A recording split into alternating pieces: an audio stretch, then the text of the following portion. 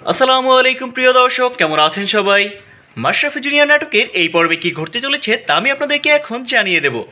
প্রিয় দর্শক, ৭১৩তম পর্বে আপনারা দেখতে পাবেন সাগরের মা যখন মণি ও সাগরকে তার সঙ্গে ছবি তুলতে বলবেন, তখন সাগর মণিকে বলবে, আমি তোমার পছন্দের মানুষটির নামটি জানি, আর তোমার পছন্দের মানুষটির নাম হচ্ছে আয়ান। তখন মণিকে দেখা যাবে সাগরের দিকে হাঁ করে তাকিয়ে থাকতে। তাছাড়া সাগরের মা এবার ছবি তোলার পাখে সাগরের সব কথা শুনে ফেলবে। তখন মণি সাগরকে বলবে, আপনি কিভাবে আয়ানকে চেনেন? উত্তরে সাগর বলবে, আমি শুধু আয়ানকে চিনি না, আমি আয়ানকে ভালোভাবেই চিনি। আর তখন মণির মাথায় আকাশ ভেঙে পড়তে দেখা যাবে। অন্যদিকে ডাক্তার কবিরকে এবার দেখা যাবে তার চাচা চেয়ারম্যান স্যারের সহায়তায় বিদেশ যাওয়ার প্রস্তুতি গ্রহণ করতে।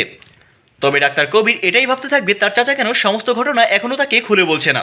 অন্যদিকে সাগরের মা এবার সাগরকে বলবে, তুই যদি অনুমতি দিস তাহলে তোর বিয়ের সাক্ষীকে ডেকে আনতে পারি। তখন সাগর রেগে গিয়ে উত্তর দেবে, ও আমার বিয়ের সাক্ষী হবে না, বরং আমি ওর মরণের সাক্ষী হব। তখন সাগরের মা বলবে, বাবু তুই এসব কি বলছিস? উত্তরে সাগর বলবে, মণি যে ছেলেকে পছন্দ করে আয়নই হচ্ছে সেই ছেলে, আর এটা আমাকে মণি বলেছে। তখন সাগরের মাকে দেখা যাবে আয়নকে শেষ করে দেওয়ার কথা বলতে, কিন্তু মণি পাশ থেকে সাগর আর তার মায়ের কথা শুনে ফেলবে। তখন মণি সাগরকে এ ধরনের কাজ করতে নিষেধ করবে, বরং আয়নকে সুস্থভাবে বাড়িতে ফিরিয়ে দিয়ে আসতে বলবে। তাছাড়া বিয়ে বাড়ির অতিথিরাও এই সমস্ত ঝামেলা দেখে হাঁ করে তাকিয়ে থাকবে। অন্যদিকে রুনা ম্যাম এবার বাড়িতে ফিরে তার শাশুড়ি দিলারা খানকে বলবে, আপনি একজন খুনি, কারণ আপনার ছেলে এত বড় একটা অপরাধ করেছে এ ঘটনা জেনেও আপনি চুপ করেছিলেন। আমি আপনাকে আপনার পাপের যোগ্য শাস্তি দেব। তখন দিলারা খান রেগে গিয়ে রুনা ম্যামকে বলবে, তুমিও হয়তো মস্ত বড় কোনো পাপ করেছো, না হলে এত বছরেও তোমার মনে কোনো শান্তির ছোঁয়া নেই কেন? এরপরে বউ ও শাশুড়ির মধ্যে তুমুল ঝগড়ার দৃশ্য দেখা যাবে। প্রিয় দর্শক, এ সকল দৃশ্যই দেখা যাবে ৭১৩তম পর্বে।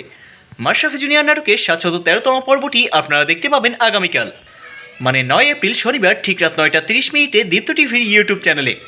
মাশরাফি জুনিয়র নাটকের প্রতিটি এপিসোডের অগ্রিম তথ্য ও সময়সূচি সবার আগে জানার জন্য আমাদের চ্যানেলটিকে এখনই সাবস্ক্রাইব করে রাখুন এবং পাশে থাকা নোটিফিকেশন বেল আইকনটি অন করতে একদমই ভুলবেন না। সবাই ভালো থাকুন, সুস্থ থাকুন এবং রেইন টিভি মিডিয়ার সাথেই থাকুন, এই প্রত্যাশায় আজকের মতো আল্লাহ হাফিজ।